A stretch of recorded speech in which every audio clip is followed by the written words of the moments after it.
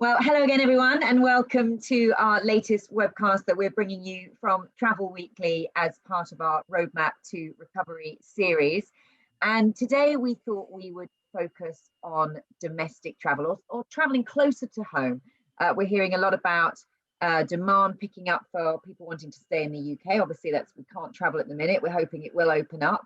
But I've got three experts joining me today to discuss this and to talk about the opportunities, obviously, for agents in this field. So joining me today, we've got Andy Freeth from JG Travel Group, we've got Richard Singer from icelolly.com, and we've got Phil Nuttall from The Holiday and the Travel Village. So welcome to you all. I should just quickly say it's Phil's birthday today. We'll just give him a little shout out. So thank you very much for joining us on your birthday. But Richard, I'm going to come to you first because we wrote a story recently because you'd added UK destinations to your search criteria on your site, and I know that you'd seen some demand. So perhaps you could just talk us through what you're seeing. Yeah, so I mean, we decided it's pretty much coming on towards the anniversary of this wonderful pandemic we're living through here in the UK, and I think we'd always had UK holidays on our roadmap, but we decided to bring that all forward, given the fact that we didn't feel there was going to be much or limited outbound travel, which has sadly proven to be the case. So yeah, very quickly last year took a dev team probably about 8 weeks to launch a whole brand new product from scratch, which was a terrific effort by the guys. But we launched with one single partner, which gave us cottages and inventory across the whole of the UK, and we actually launched on the day when the UK was open for holidays, which I think was July the 3rd or Independence Day. I can't remember when it was. And so ever since that point, really, we've continued to add more product. We've now got Booking.com. We've got Verbo went live about a month ago, working on another 2 integrations just now. Which has given us over 160,000 properties. So the big question is you can create a great product, but then you need to create demand for it. And, I guess we're lucky that we've built up a good, social audience, a good, email database, customer database over the years. So we started testing product, but it's probably fair to say last year was probably tricky because we were late to the game. Inventory was limited, and then the UK went into if you remember, various different tiers, and then it went into lockdown, and even navigating through those tiers was difficult. Could you go to Scotland? Could you go to Wales? How many people could you go to? Could you travel out of your area? It became almost as complicated as outbound travel. But this year, ultimately we've had a good run into it and a clear run into it. But it's interesting when you're running a predominantly an outbound holiday business and an audience that we've built up, off the back of that. Showing them a UK product takes time for them to warm to, and we've really had to work on the marketing, the comms, the type of product that they're looking for, the type of deals. Do they want luxury cottages in Cornwall, or do they want an experience of getting away to Legoland for the weekend, or do they simply want to go camping in Yorkshire somewhere? So we're still playing around with this, but genuinely the email comms that we're sending out is getting as good a response as our outbound holiday communications just now, and we're making reasonable volumes of bookings that are coming through each week, and it definitely feels that those UK breaks are for people who are looking to travel much near term. So May to June, you can see real good demand there. And yet that's completely opposite as to what we're seeing with our outbound, holidays, where it's now September, October, even into, winter sun 21, 22 and into the following year. So again, we're just still trying to build up a picture as to, are these people booking 2 holidays? Are they scrapping their outbound holiday to go domestic? It's still, early days for us to pick that apart, but certainly it's been a really successful launch for us, and we're seeing that definitely our customers are interested in it. Okay, all right, really interesting, and we probably will come back and try and get you to pick that apart a little bit more in a second, Rich. But let's go to you, Andy. I mean, Richard mentions there he's added all these properties. Are people just looking for cottages and places to go away and stay on their own, or are they looking for more of your kind of tour? You're doing sort of touring holidays, coaching holidays, breaks, mini breaks. So have you seen an increase in demand at all for this year? Well, look, when we talk about increases, we're talking about, we're looking week on week as opposed to year on year. Because if you start looking at year on year, frankly, you can be way off the game.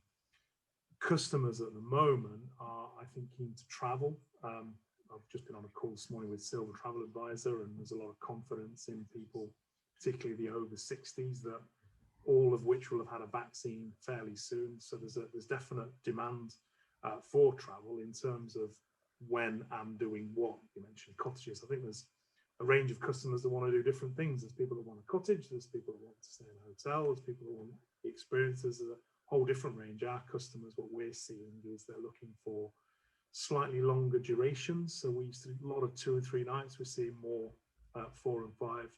And the things that are particularly selling well for us at the moment are the different events and things that we've got planned. So there's a Friends Festive in Philstown. I'm just going to take my background off, actually. I see I'm glitching a little bit there. We're also struggling to hear you. You're going to have to speak up, I'm afraid, Andy, because we're losing you a little bit. I think it's a recording of Andy. I don't think this is live, so you can't actually ask him any questions. Well, look, while you're sorting that out, Andy, we'll come back to you. But let's just bring Phil in. Now, Phil, I wanted to talk to you because I know you've noticed that, clearly there's an opportunity perhaps with the UK, just as Richard was talking about, and you've been trying to kind of communicate with perhaps your customers who might have taken cruises or whatever in the past, and you've been talking to them, about UK holidays. Tell us what you've been up to. Yeah, we have been targeting all our database in terms of promoting UK breaks, because at the end of the day, we've got 4 sides to the business, and 3 of those are dedicated to cruise. Well, that's not been happening for the last 12 months, and we're not sure how much of that's going to happen this summer.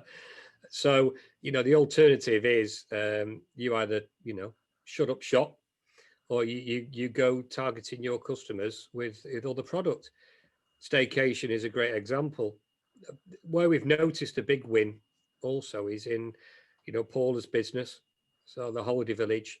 If you look back at what we did last January up to the first week in Feb last year, and you look at what we've done this January to the first week in Feb, it was less than 1% of our business was UK business in 2020. 2021, it's now 20% of our business. So a fifth of our business at the moment is staycation. And what are people booking, Phil? It is, funnily enough, it is the more the cottages, the self-contained, where people are actually in control of their environment. I think it's the same way that you'd notice if you talk to someone like Steve Heapy, I bet you he'd tell you that where their big win is in villas and apartments. And, people have got, there's this nervousness, isn't there, about being around people at the moment. So, the cottages, the little huts and things like that, that's where people are feeling comfortable. I definitely think that there's a real opportunity for the coach business, but I don't think we're seeing that. Well, we're certainly not seeing that on the radar at the moment, although I think it will come back really, really strong. Andy might be able to tell me otherwise. But the issue, I think, for a lot of us, from a travel agent point of view, and listening to what Richard said, it's great because he's got this opportunity to go out. He's got this distribution through Ice Lolly to get these big suppliers in and push it out to their database. Where travel agents have got a problem, they've got plenty of inventory in terms of coaching in the UK, but in terms of finding those niche suppliers who can offer that breadth of product, you're fairly limited, to 1 or 2 really big names that are working with the trade.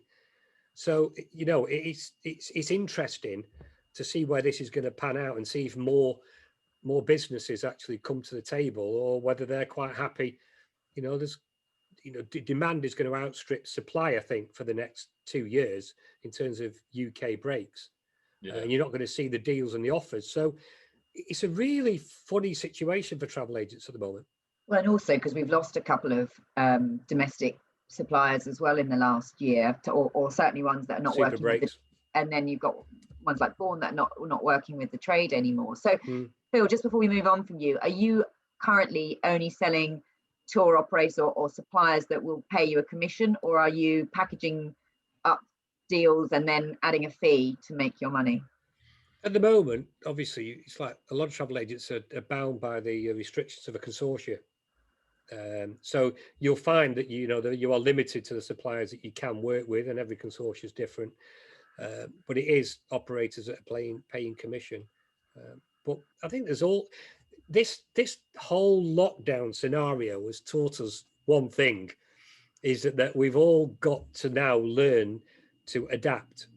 We've all got to look at things differently. We've got to embrace things that you wouldn't normally embrace. And you've got to go out there asking questions and searching and looking for the business. So there will be opportunities moving forward without a shadow of a doubt. But, the businesses that are switched on, that are good at doing that, ducking and diving, forward thinking, I think there's some great opportunities. But, you've got to go out there and look for it.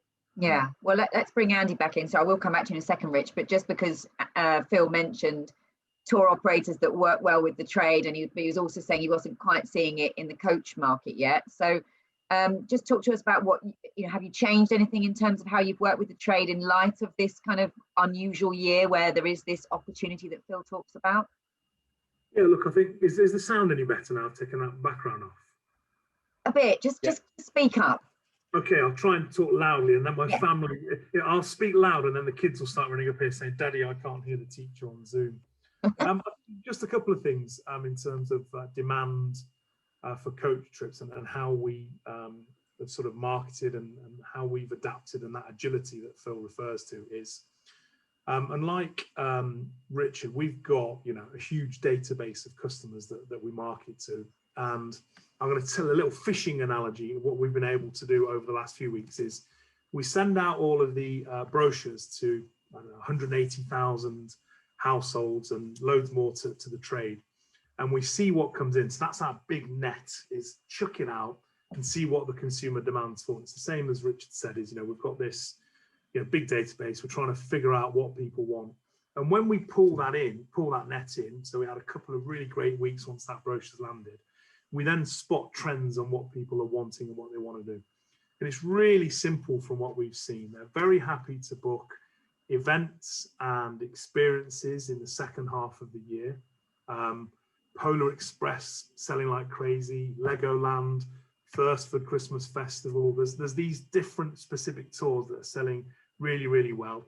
And then actually the holidays, so 4 or 5 night breaks from July onwards, they're the things that have stood out really well. And we've had over this last couple of weeks the Polar Express has gone absolutely crazy. And actually, you've just chartered another couple of trains, haven't you, for that? So 3 full ones on more dates, and we'll keep putting that sort of capacity into there. And again, anywhere sort of outdoor events, so we saw the Chelsea Flower Show. I always want to call it the Chelsea Travel Show. Chelsea Flower Show has moved from May to September. Majority of the customers happy to see that move. So yeah, but look, when are things going to be popular? When are people going to book? It's still finger in the air. But because we've cast that net, we've seen what's come in. Now we'll get our fishing rods out and be a bit more specific with how we then adapt our marketing and what sort of direct mail that we do and what sort of things that we put out to the trade. Okay, all right, and I'll come back to talk to you about how you're working with the trade, because I know that was something when you took the role, Andy, you were keen to boost. Rich, I know your figures or what you can see so far, and you mentioned it yourself. There was all these problems with the tiers, and then there was this sort of suggestion it had to be kind of hyper local if you were going to go anywhere. Are you seeing? I don't know whether you can track where your customers are coming from and then what they're searching for. Are there certain parts, are people looking just very close to home, or are they looking all over the UK? And can you also drill down into the demographics of who's looking? Because, Andy there talked about the silver travel market, the over 60s, but are we seeing, do you think, the demographic changing in terms of who is prepared to now look for a UK holiday? Yeah, so I mean, it's you know, it's a little bit, but it's a little bit like outbound holiday, you know, short haul. It's about your, you know, your Spains and your Tenerifes. It's exactly the same with the UK at the moment. It's all your typical UK hotspots. What we are seeing though is certainly a lot more people searching for beach breaks. So Devon, Cornwall, rather than, you know, the Peak District and things like that. And we actually did see a lot more of that. So I think people genuinely just want to get to the beach and see the sea. But in terms of demographics at the moment, because we're effectively introducing our customers to another partner at the moment, the only way you can book is number of guests, so 1, 2, 3, 4, 5, 6. I think if you know, this week or early next week we'll be changing that to, you know, 2 adults, you know, 1 children. So we're going to start to see the demographics of who those people are more clearly, which will allow us to then tailor the kind of product that we offer these people on an ongoing basis. But our customer base is by and large families and younger couples. You know, that's who our target market is, and kind of what fits with the iSlolly brand. So again, and do you get a sense these people will still have an overseas trip? This is a sort of an addition because they can't go any, or they're nervous or whatever to book immediately at the moment. So do you think they'll, you know, it's an extra holiday as well as their overseas trip? Yeah, I do, because you know, we're not buying marketing traffic just now. You know, we're trying to preserve our cash reserves when the markets do really come back. So we're really working on the databases that we've had, the organic traffic that we get, the direct traffic that we get, and, you know, the social audience that we've built up. So this isn't a new demographic that we're going out to capture. I mean, hopefully in time, you know, as we see things recover, then that's certainly a strategy that we'll deploy on the marketing side. But you know, we're not a big company that can just go and splash a massive TV campaign and say we do UK breaks. However, you know, we can clearly see that people are looking at coming to iSlolly. We've still got, you know, tens of thousands of people every day still coming on and searching on our site for destinations, and that's split between holiday short haul. We're seeing much more people looking for long haul now, and we're actually seeing them also looking for the UK. And it just demonstrates that this whole period, this last 12 months, there's been, you know, huge devastation for many people. Yet there's also the other side of the fence where people have got more savings. They've not been away for 2 years. Their jobs aren't affected, and they feel quite comfortable. They haven't spent any money on holidays in the last 2 years. They've not gone to any meals. They've not been to the pub. They've not had a haircut, and people want something to look forward to, you know. And I was listening to that Greek psychologist. I really like it. It's that Dr. Papadopoulos, isn't it? And she was talking about the word vacate, and the word vacate is to, you know, vacation is to switch off, and very few people have had the opportunity to do that for a long period. So everyone wants something to look forward to. But 3 weeks ago, we launched a new kind of marketing campaign called the Hot Tub Love Machine, whereby and I know Andy, I've got one of them. Well, I know Andy Freeth was using a hot tub recently as well. But this was a promotion for Valentine's weekend where we would deliver a hot tub to the person's garden. They got a free hot tub with our weekend with our partner Sykes on this. They had a Deliveroo voucher, Fortnum and Mason's hamper delivered. There was a suggestion of including some form of erotic play pack with it, but as soon as I found out that my parents had entered the competition, that was swiftly removed. But we had over 20,000 people entered this competition, and we, you know, nearly half of those were new customers to iSlolly. So, you know, we just got to be creative. You've got to create awareness that we've got this product. You can't expect to just chuck something on your site and expect people to engage with it immediately. You need to really work on it. And Phil's point was absolutely right. The challenge is it will be inventory, because demand will outstrip supply again, especially in those peak periods. Prices will inevitably go up. The large operators in the space will want to control their inventory as tightly as possible because they don't want to dilute it through a third party. They want to get it as direct. So, you know, the people who depend on outbound travel, it's tough just now. people who operate in domestic travel, it's you know, it's happy days for those, and that just kind of sums up the travel industry in a nutshell. But Yeah. you know, I think it's as Phil said, you have to do something, otherwise you do nothing. Yeah. Okay. Well, I'm going to move on from your erotic pack, but Phil, Richard talked there about being creative. You just talked about going from 1% of your business to 20%, and yet a lot of your staff are cruise specialists. How have you got yourselves up to speed? I mean, is it a sector that you've got your team to? Is it easy to pick up? How have they gone about increasing this business by that? And I know it's probably on small volumes or etc., but how have they gone about it? It's about, first of all, it's about having that relationship with the tour operator. Okay, so we've started to build strong relationships, gone out and spoke to these the people who've got the inventory out there, who are working with trade, and built relationships with them, and we've engaged with them doing online training. So, you know, that's been really, really important, online training. That's been very successful. The guys are marketing it out through their own pages, through social media, through their databases, MailChimp accounts, everything. The Paula's side, the Holiday Village, has been a much bigger win. It's a bit slower on our side, the cruise side, but going back to what Richard said, you know, we can't afford to go out there spending all that money trying to find and track new people.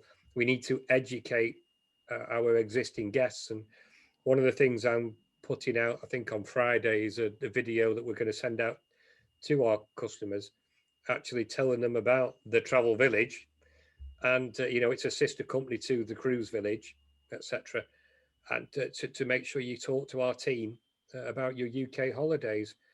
And if they've been booking you, sorry Phil, but if they were booking UK holidays before, would they invariably have done it themselves, do you think?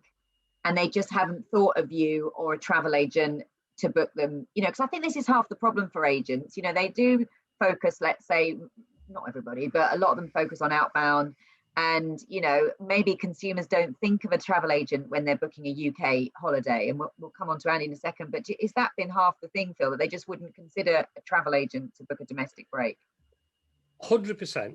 Right. This is, let's be honest, in the past, you've got a business where you can sell long haul, you can repackage, you can sell cruise, you know, you can make, you know, great amounts of money in other markets.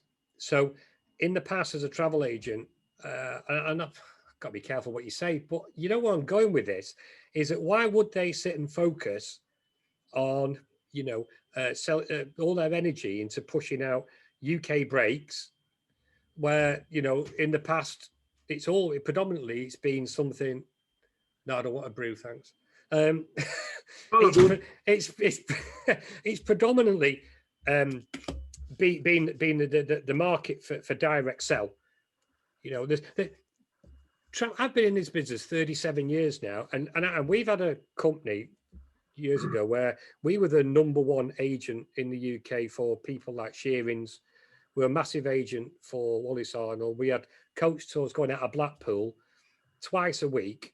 You know, at one time we had, like, you know, 9 coaches down Highfield Road, and the police telling us that, you know, if we didn't find somewhere else to pick people up, which we then moved it to Blackpool Airport, and, you know, and we then arranged for teas and coffees and bacon butties at the airport. So, you know, we've done things for the community, and we've done things to encourage, you know, UK breaks. I know all about that, but it's just something that travel agents have never really, on the whole, en masse, embraced. It just is as simple as that. But now, needs must. And I think also for businesses, there is an argument to have people in your business, or for your business to have an arm that is actually specialising in UK breaks. You know, so you think that will be, and so do you anticipate this being then not just a short-term thing? Like, if you get a specialist in the UK, do you think that you will, you know, because you're investing in it now, I guess, in terms of the training and all the rest of it, so do you think that will be something that will last? Yeah, you've got to get over this mental barrier of convincing customers to book through an agent, to book through a travel agent or iSolari, whatever it is. You've got to get the customers so that they're not just thinking travel agents are there to book foreign holidays. That's a fact. You can't escape that. So that is a number one hurdle you've got to get over, is why would a customer book a UK break through a travel agent? You've probably not been promoting them, but presumably you've not been promoting them loads in the past, because you can promote a cruise line that gives you a decent commission, and that's probably more lucrative. So I guess it's still a circle, isn't it? Because you don't, yes, needs must, but you need to earn from it. So you've got to have these suppliers prepared to pay you for your expertise and bringing them the new customers. They have, but from a tour operator's point of view, the tour operator is going to go around and say, you know, well, you weren't promoting us before. Now all of a sudden it's got tough, you know, the shit's hit the fan, so to speak, and now you want to work with UK operators. Well, hang on a minute, where were you 2 or 3 years ago? You know, that's a fair shout from a tour operator to say that. Yeah. You know, listen, I think anyone would be sort of crazy to think like that, because look, yeah, Phil, I've not spoke to you in this last few weeks since I've started this role, but you know, look, it'd be remiss of me not to sort of throw a pitch in. I'll work with you on whatever you want to do. I'll train all of your team. I'll personally come onto a Zoomer and let them all know what we're about. But what I will say about sort of, and look, we will, and that message is for any travel agent reading this, you know, Claire is available to chat to you. We're going to be investing more in that space when things open up, and we're going to get out and about, because, you know, I think what people need to realize about this, look, I've been a long haul luxury guy for more than 10 years. I know the appeal, and I know what I've done in the business I've been in the past to attract trade business, but it's such a simple transaction, and the conversions on this are really high. You know, if you've got it in your window and if you're marketing to your customers, they call up and they're going to book it, and it's a really simple, or they're going to walk in with the brochure under their arm with a page folded on where they want to book, and they're going to let you know. You've just got to let them know that you're there to do that. And look, we will absolutely work with you, but simple transactions. You know, you've been around long enough to know how simple these bookings are. And look, any tour operator or coach operator that doesn't want to work with the trade will be missing trip. We'll work with anybody. What proportion of your business is trade at the moment, Andy? And what do you think you know? And do you think that the pandemic will accelerate your trade business? Yeah, well, look, last week our travel agent business was 250% up on what it was the week before. Small numbers, and I'll always start with that, small numbers, before everyone gets giddy. But we will, overall, Just Go Holidays didn't really work with the trade, because where it gets a bit tricky for coach operators or for coach businesses like ourselves is it's all about the pickup. We need to, so the marketing is all about where the coach is going to get picked up from. So we can't have this scattergun couple there, couple there. We've got to fill up the pickup points. But we can, so back to your question, Just Go, it wasn't featured, 1 or 2%. National Holidays was 15%. So at the moment, our business overall is about 12% that's coming from the trade in January. But again, you know, it's in pockets. There are some people, particularly up in the Northeast, that sell bundles. I mean, thousands.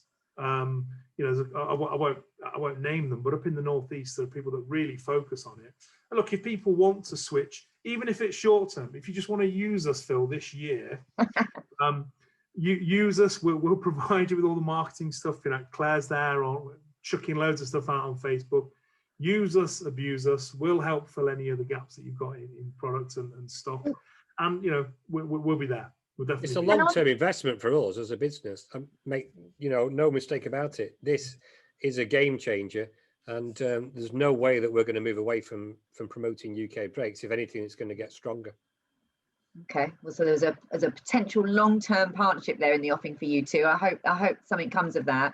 But Andy, just on the practical terms, if agents are coming into Phil's saying, "Oh, try one of these Just Go tours or a national holiday," and they're thinking, "Well, hold on, I don't want to be on a coach next to loads of people. What about if I'm going from England into Wales, and that's going to be different tiers, let's say, like Richard was mentioning earlier, that's likely to come back in again as we come out of this. what's your message then to agents who are trying to sell those? I mean, it's all very well selling a cottage in the middle of nowhere, but there's still some concern, isn't there, and some sort of questions around a coach tour or a trip. Yeah, yes and no, Lucy. Look, I'm not. I can't steer away from the facts that there are going to be consumers that don't want to, but that there'll also be a lot that will, and there'll also be, thousands. We're booking thousands of people every week that are saying that we're going to be confident and comfortable to travel. Our demographic is an older customer base. I mean, we've got the big family products that's really popular with the trades, but once people have had a vaccine, everything changes. I mean, I spoke to my dad this week, who's 70. He's having a vaccine on Friday, and he's already saying, "Look, can't wait to come up and see you once I've had the vaccine." And obviously he's been looking at national holidays, going, "You're in," because my dad doesn't really travel overseas. He's looking at now, going, "We want to book 3 or 4 of these things." So look, the coach thing is going to be safe. There's a deep clean. People can wear a mask. It's no different to going on the bus into town. There's nothing more risky about this, and the protocols that we'll have, with regards to a bit more space on the coaches, so there'll be less capacity. So if people are traveling on their own, they'll be sat on their own. So we're going to make sure all those measures are in place, and also with the hotels and attractions, all of the social distancing and COVID protocols will be in place. So look, I'm going to get on one. So the first tour that we have, I'll probably be on. My family and I have already booked the Polar Express, and that'll be a special one when I join it, because I'm going to dress up as Santa. Might have to put a few pounds on, but I'm going to be heading on one of those tours, having a night in York. So look, there will always be people that want to travel, and there'll always be people that don't want to. There's a big enough market there for us to have confidence that this year will be good once we come out of this. And yeah, I'm very glass half full on the whole subject. Go on, Phil. There is a synergy between UK breaks and holidays abroad in terms of lockdown and future potential areas, or depending on how the government takes it forward. Because one of the things that we've found challenging, and we've never really had a straight answer from UK providers, and I know that Richard can sympathise with me on this, is you might have an area where someone's booked a lodge, and then the week before they're due to travel, the government says, "Oh, we're locking this area down, or we're stopping people from so and so travelling." Now, these lodges are still open. Now, within certain areas, you can still travel to them, but if you're residing in an area that's been told you can't go anywhere, and you say, "Sorry, I can't travel," this will cancellation. "Oh, you're going to lose your money because we're open." That's not our problem. Oh. That's been a real challenge for us throughout, certainly through Christmas. We've had lots of people booked to go away at Christmas and New Year, and big houses and places, and told, "Oh no, well, we're still open, but we can't." So what happened, Phil? The supplier wouldn't give the money back, but your customer couldn't get there. So what happened? They lost their money, or did you get involved and step in, or what happened? Yeah, a combination of everything. Richard will probably agree with me. A combination of all three. Yeah, I mean, I think with Phil is, I mean, the company I used previously worked for before iSolly was obviously quite strong on UK breaks, and the distribution of UK properties. I mean, Andy Freeth is obviously owns assets, so he's got his own coaches. He's negotiating his own tours. All of these sorts of different things, and packaging it and selling through trade and stuff like that. However, you look at, that's no different to a cruise line, working with Phil directly on product. But with the UK, some of the biggest businesses really are marketing agencies, and effectively you've got an owner who might own a cottage somewhere that will be part of a park that will be consumed by a large OTA stroke marketing agency. Yeah. Whether you know that, people think OTA is Booking.com, Airbnb, Expedia, etc. But there's still, some of the biggest cottage kind of sellers don't own any assets whatsoever. So this whole value chain means that you've got somebody, could be you, Lucy, own a nice cottage in Devon. You'll work with a intermediary who will then work with someone else and ultimately to a customer. So you've got that whole chain of people who are involved in that booking.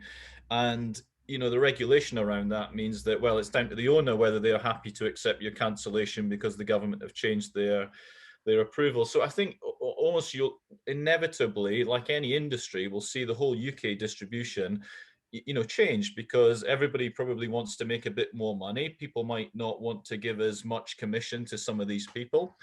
I think hotels massively will be under a huge amount of pressure, because I think cottages will be full during those peak times, and people who have got time and people who don't have families, same as travel. Yeah. Travel in the off season. But I think with hotels, they've not got any inbound customers coming in. You know, London, Edinburgh properties don't depend on, you know, Londoners going on holiday in London, or Scots going for a weekend in you know, in Edinburgh. They depend on international travel. They're going to be empty. You've got city breaks, which really are non-existent at the moment because the way that we are, but equally, what, you know, people are avoiding cities.